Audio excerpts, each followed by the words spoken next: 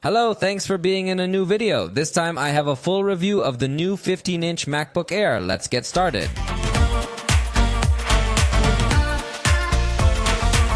Apple recently launched this model because previously the MacBook Air only existed in a 13-inch display configuration. In this case, we are talking about the MacBook Air with Apple M2 processor. So the 13-inch configuration will be very similar to this model with a few differences.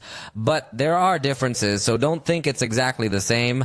In this case, the base unit starts at 256 gigabytes of storage at a price in Mexico of 29,999 pesos. That is more or less $1,750 just to give you an idea of reference if you are not from Mexico. But remember that the prices here are not the same as there. And there is also a unit of 512 gigabytes of storage at a price of 34,999 Mexican pesos. On the screen you see the reference price in dollars. And in fact, there are also other configurations where you can add more RAM and some other accessories. So you know that Apple always in its store allows you to go adding options. Next, join me to know everything that this computer can offer us. The computer is made of 100% recycled aluminum, although note that it gets very stained with your fingers, so this is definitely a point that I didn't like, at least in this color that I have, since there are several colors available. This is the midnight color, but there is also the stellar white color, which looks like a sand color, also in space gray and silver. So I don't know if in the other lighter color configurations these finger marks are also noticeable or only in this model. But it's definitely a point to consider because you have to be cleaning it constantly if you want it to look good. It is an extremely thin computer at 11.5 millimeters thick and weighs 1.51 kilograms. It is light, although honestly looking at how thin it is, you would expect it to be even lighter. But that is not the case, but either way it is a considerably light, very thin and very portable computer that you will be able to easily carry in your backpack to school. One point to always consider is that it is easy to open, so with one hand you can open it. You don't need to use another hand to press it unlike other computers. Although it should also be said that it is not able to open up to 180 degrees, so this is its maximum opening angle. Another thing to consider in the design is that it is a fanless computer, but that doesn't mean that it is going to suffer from heat issues or anything like that, since because of the architecture it uses in its new generation Apple processors, it doesn't really need the fans for a vast majority of applications. Of course, if you need a very high performance computer, this one may fall a bit short, but definitely in the price range you are not going to find anything else high performance. And one last point to consider in terms of design is that it comes completely sealed, so you can't easily upgrade RAM or storage. Although at the time of purchase, Apple offers options for up to 24 gigabytes of RAM with 2 terabytes of solid-state storage. The keyboard is considerably comfortable, although it obviously has little travel on its keys. Unfortunately, we are not given official information about it, but it does have enough travel to make the pressure comfortable when typing. The keyboard is backlit, so you can work perfectly well even in the dark, and in fact in the settings it has automatic brightness for this part of the illumination of the keys, or you can also manually set the brightness level. I like it because unlike other laptops, it has multiple brightness levels. The keyboard is simple as it does not include a numeric keypad, and that may be a point to consider if you use a lot of applications for calculations, accounting and the like. You will probably have to buy an external numeric keypad. On the top it includes quick action keys that you can use to configure some computer settings. So let's say it's a very normal keyboard. What does surprise me is the huge trackpad it has at the bottom, since it is a trackpad of approximately 6.7 inches in its diagonal. In other words, it's a huge trackpad, probably the biggest you're going to find in the category. And not only is it a big trackpad, but it's also quite smooth. The click is also smooth and comfortable.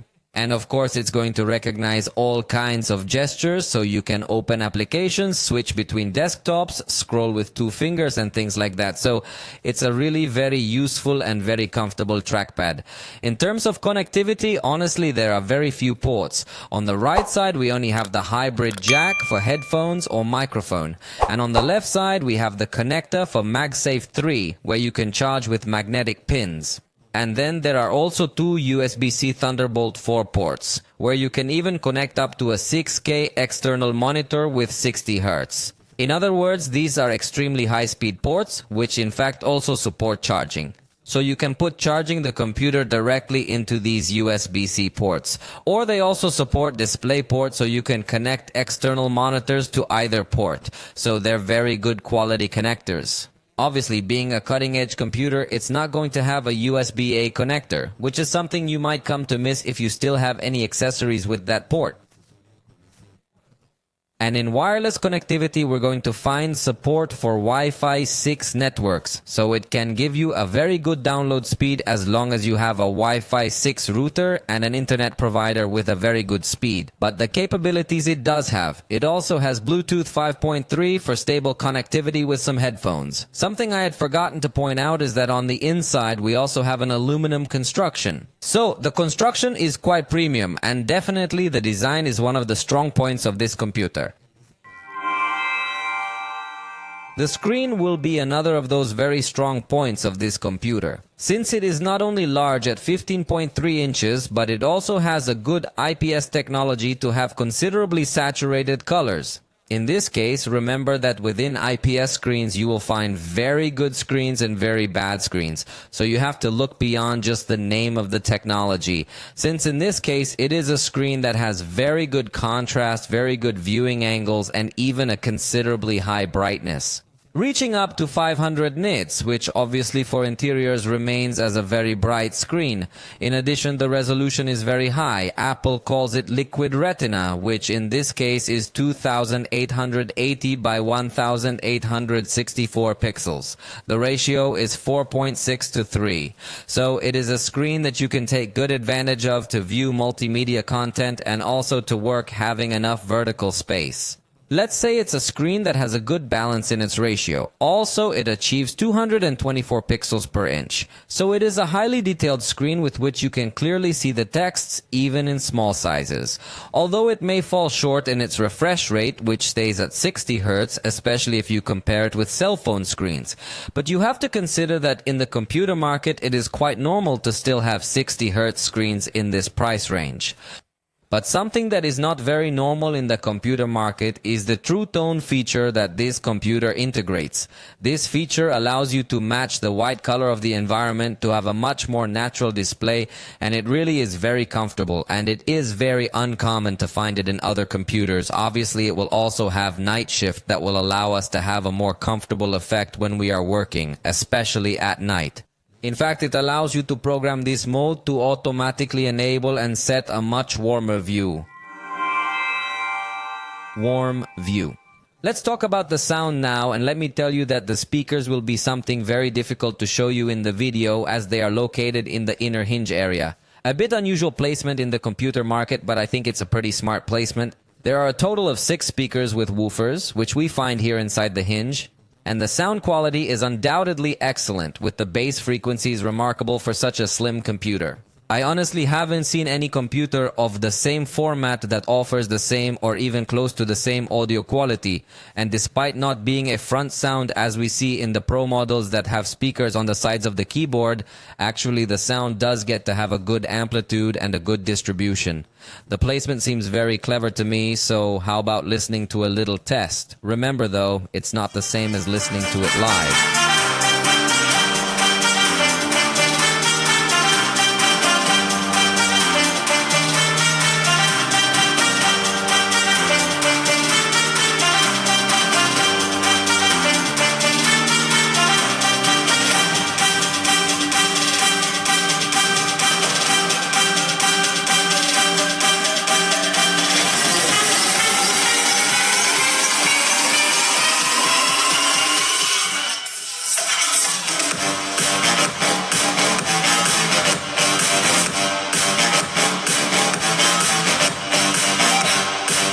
The sound, no doubt, is excellent. It doesn't need any kind of adjustment, and that's probably why Apple doesn't integrate any special equalization that allows you to modify the kind of sound this computer has. Perhaps that could be a point of improvement, since in Windows computers it is quite common to find special software to improve the equalization. In fact, it also does not have any special option for the microphones, which by the way are also placed on the hinge.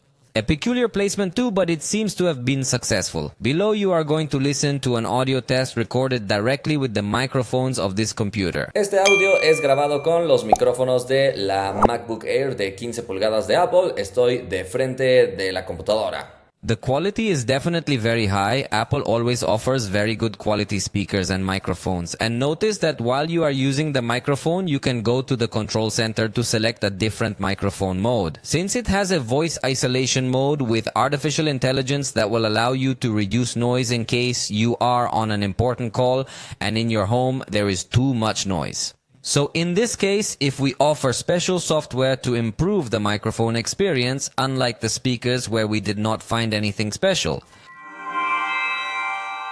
The camera that this laptop has is placed in a notch on the screen, a cutout that honestly does not please much in the aesthetic part because it takes away space to part of the software.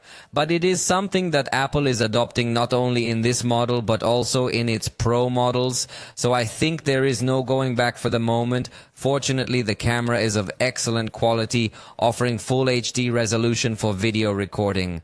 You just have to be careful that the camera is clean because when you open the computer, it can be very common to touch this camera and it will be stained and the result will look terrible. Así se ve el resultado con la cámara manchada, entonces es muy importante que la mantengas limpia. Pero no la limpies con el dedo, límpiala con alguna tela. Observa la calidad de imagen que es capaz de darnos en un entorno bien iluminado. Definitivamente es una calidad muy buena y óptima, pero vamos a probarla también en algún entorno con poca iluminación. Este sería el resultado en una escena a contraluz bastante complicada y creo que sigue viéndose bien, con buena saturación en los colores, poco ruido y buena iluminación en mi rostro a pesar de tener mucha luz detrás de mí. Y fíjate cómo incluso en las zonas más oscuras vamos a tener una buena calidad con un ruido muy reducido. Definitivamente que es de las mejores cámaras que he visto en la actualidad para una computadora portátil. And very similar to what we saw with the microphones, when you are using the camera, you can go to the control center to enable some special video effect, since you could have a portrait mode blurring the background applied to any application. And within FaceTime, we will also find automatic framing. Now let's talk about the software that incorporates this Mac that comes from factory with macOS Sonoma. An extremely mature operating system, although it could also improve in several aspects, especially the Finder seems to me to be extremely bad compared to Windows Explorer. But it's a matter of getting used to it. Honestly, you can feel a very strong difference in the Finder if you are used to using Windows. But in the rest of the things, the truth is that we have quite nice features. You can set up Siri in multiple languages and you could easily activate it by using the Hey Siri command, or you could also just hold down the microphone button to start talking. And obviously you can ask her all sorts of questions. What's 8 times 4,832? The result is 38,656. Personally, I find it very handy for this kind of quick operation stuff. Instead of going to the calculator or another application, I can just ask Siri and that's it. In my line of work, it also makes currency conversion much easier. How much is 38,000 Mexican pesos in dollars? What I got was 2,225 US dollars and 2 cents. The response is super fast and obviously it will be very useful for this kind of quick queries. In this configuration screen, it also offers us the spotlight function that you can enable by pressing Command and the spacebar. And here it allows you to do a universal search either for any file on your Mac, any application, or anything from Apple services. For example, I'm going to just search for count to see what it suggests to me, and it suggests a Word document that I have created. So just like that, I can open it without the need to go to File Explorer and manually search for that document. So Siri and Spotlight can be a standout feature of this computer that can make your job a little bit easier, especially because of how easy and accessible they are through the keyboard shortcuts. And another thing that can be very useful is the dictation that you can enable with exactly the same button. This dictation feature will allow you to type with much more speed and comfort compared to typing with the keyboard. Believe me, the experience is quite comfortable, so again, it is a feature that is very easy by simply pressing a button on the keyboard. Remember that also in this version of the operating system, we will be able to find some widgets that you can view by simply pressing the calendar that is in the upper right corner, in addition to the notifications. On this screen, you can edit which widgets you want to display, and we have a good variety, although at the moment they seem to be only system widgets. Remember that there is also here the control center from which we can enable the visual organizer, which is a change in the interface so that the windows are displayed grouped on this side. The operation is a little strange because it will allow you to keep open the windows of the same application, but on this side will appear the applications with the windows grouped. Apple proposes it to have a more organized view of work, although I sincerely consider that it steals too much space, but it is up to you as a user if you want to take advantage of it. So notice how in this case that I have more open windows could help me to be better organized by grouping the windows of the same application. Fortunately, this is something you can easily turn on and off from the control center. Another thing that could make the Mac stand out with respect to software over Windows computers would be the special software loaded with respect to creativity, such as GarageBand, that would allow you to create music. It is a totally free software, or also iMovie, that would allow you to start editing videos without any additional payment or subscription. In fact, also apps like Pages, Numbers, and Keynote would allow you to somehow replace Word, Excel, and PowerPoint if you don't want to pay the Microsoft subscription, because these apps, again, I tell you, are totally free, and it's a rare thing to see in Apple that they offer you free apps. So you have to value it well, because they really are very nice and very useful applications with which you can create perfectly well these documents that can be for school or for the office. And I insist that the interaction is extremely good with all kinds of Apple products. And another very important feature of Apple computers would be the ecosystem, that is the ease of connection with various Apple products. In this case, I will only make an example with the iPhone, but also with the iPad you can have a very good interaction to connect it as a second monitor and similar things. Then, one of the highlights will be the ease of sharing images via AirDrop. If you have the same account, you don't even need to do some confirmation on the screen, but just wait for the transfer to go through and it's going to be pretty easy. In this case, curiously, it's taking a little longer than it usually does. I don't know why, but finally the send is done, and here I can easily see whatever it is that I have done from the iPhone. But if you want to be a little more surprised, notice how I can be creating a presentation, and from the iPhone just hold down to make a snippet of this image and select the copy option. In this case, it has a universal clipboard, so I can directly paste it on the Mac and watch the magic. It takes a few seconds to do the send, but without me having to do any complex configuration or anything like that, you can get this action done. Although honestly in this case it took me a bit of time because I was pasting something I had copied to the clipboard from another Mac I have with the same account. So maybe if you have many devices with the same account and are constantly copying content, it can also get a little confusing. But originally the idea is to make it easier for you to do this kind of thing of copying content on the Mac and pasting it to the iPhone and vice versa. For example, notice also how I could get to copy this entire paragraph, and then on the iPhone I can just select the paste option and everything. Notice how again it failed me because it hasn't synced the clipboard. It seems to be a bit slow. For some reason, it doesn't seem to be running too smoothly as I felt in personal life, but the idea is that to have the clipboard shared. And actually notice how in camera apps you could also select that you want to actually use the cell phone camera.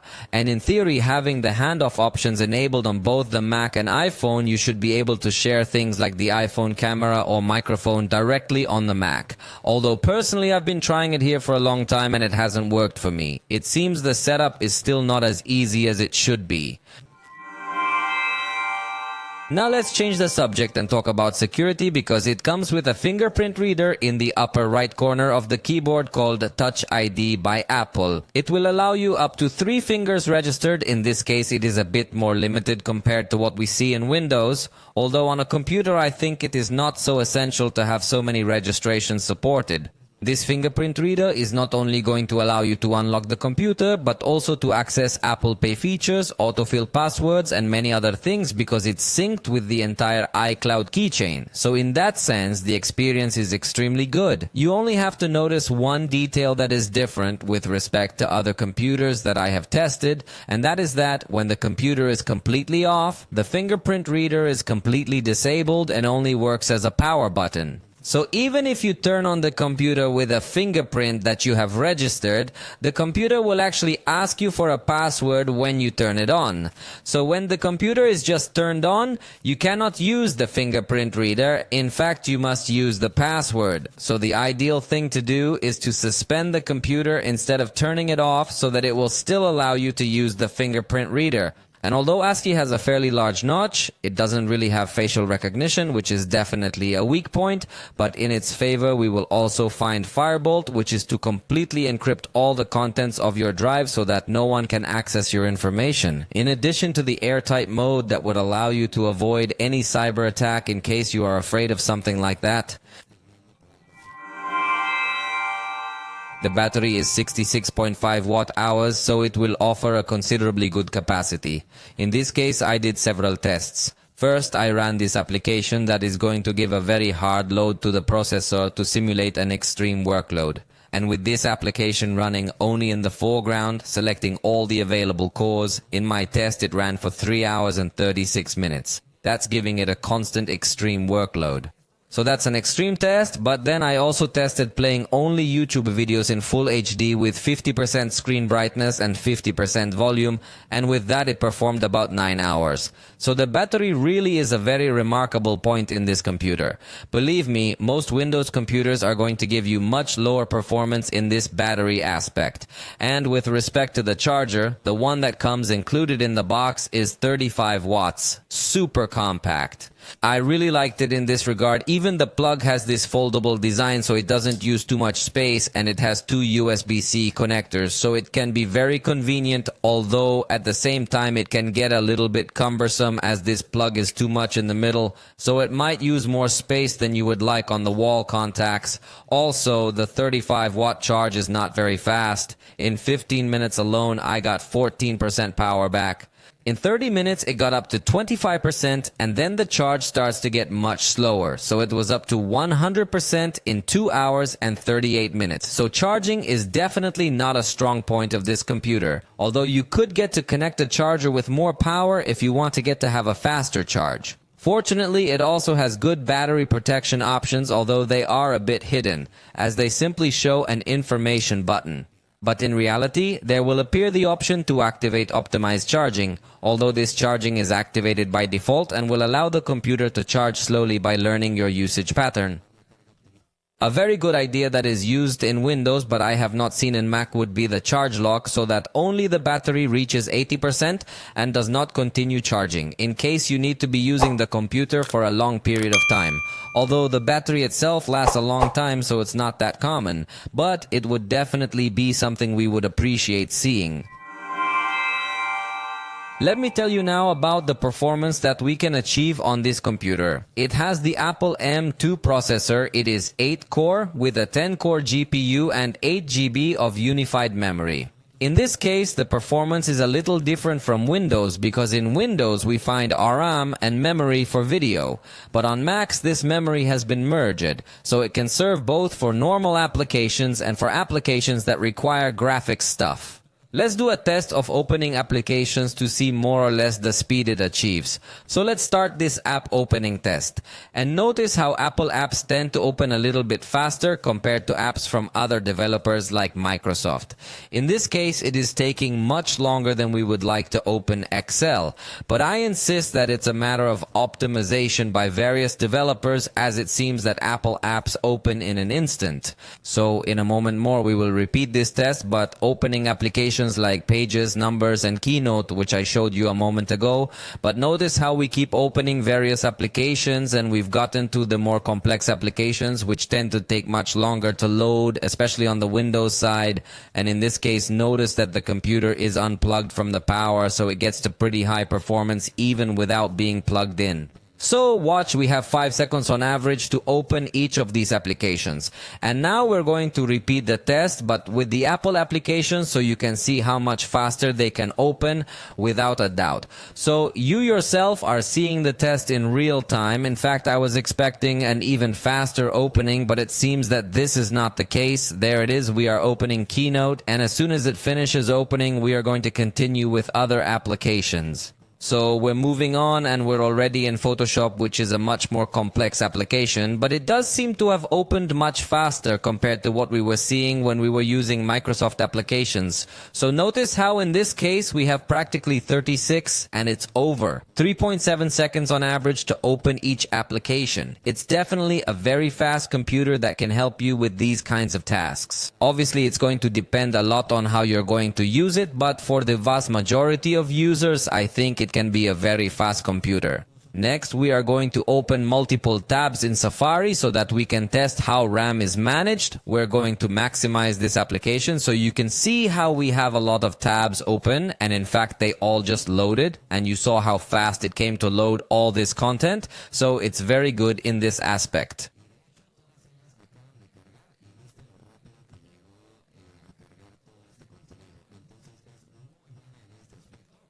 We have 10 tabs open in the browser, and we have some applications here that we're going to select to have content loaded into them as well.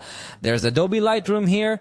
We're going to open up in Adobe Photoshop as well a project, and within the Apple applications, we're going to open up some content as well.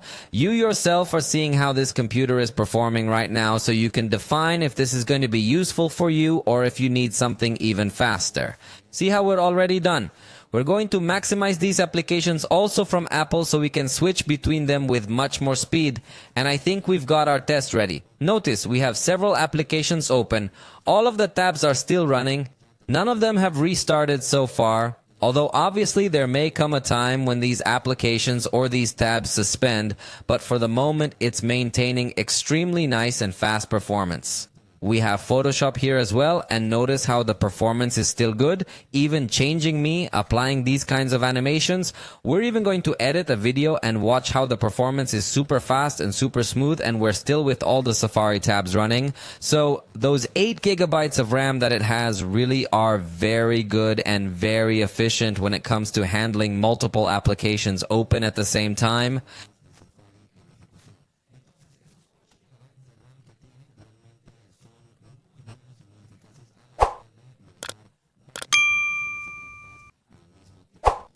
The storage is what can become very short, since remember that the base model is 256 gigabytes, and in my case is already practically full computer. So if you use fairly heavy applications, it will definitely be more convenient to buy an edition of a terabit or 2 terabites, but the price is multiplying exponentially. So this will be my main complaint about this computer, because the storage it can fill up very easily depending on your type of user. And to finish with our test, we are going to export a video with a total duration of 1 minute. This video is recorded in 4K, and we're going to export it with the default settings with Premiere's H.264 codec. So let's see how long it takes, and I remind you that the computer is unplugged from the power right now, and it's done in about 37 seconds. It doesn't strike me as the most powerful computer for editing in this price range. So in much more complex graphics applications, maybe there are more powerful computers, but also consider that they're going to generate more heat and they're going to use a lot more battery power. So there you as a user must choose what you want to prioritize. If a cool experience with excellent battery life, or do you prefer raw power? And just to make it clear how the Mac works, I'm going to plug it into the power so you can see that the performance is exactly the same. In fact, that's another highlight of the Mac as opposed to Windows computers, because on Windows generally, if you want the most power, you need to have the computer plugged into the power. And that obviously takes away a lot of practicality when you're working on the road. Let's repeat this test now with the computer plugged to the power with exactly the same configuration, and let's see how long it takes. And as you can see, it took exactly the same. So despite not being ultra powerful, the remarkable thing here is that even unplugged from the power, it maintains the same performance. And if you are more interested in benchmarks, I ran Cinebench plugged and unplugged and the results were very similar. In multi-core, I got 8,388 points and in single-core 1,599. So if you need a reference, we are in front of a computer with good power, but I insist it does not have raw power. And finally, in games, you should know that on Mac, there is not a very wide catalog compared to what we have in Windows, so if your priority is games, I still recommend a Windows experience.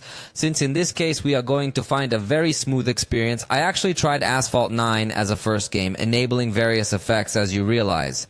And evidently, it ran it without any kind of problem. It went up to 60 frames per second, totally stable, even unplugged from the power and recording the screen. So it's not a game that represents much complexity to this processor, since in this case the catalog, as I tell you, is quite limited.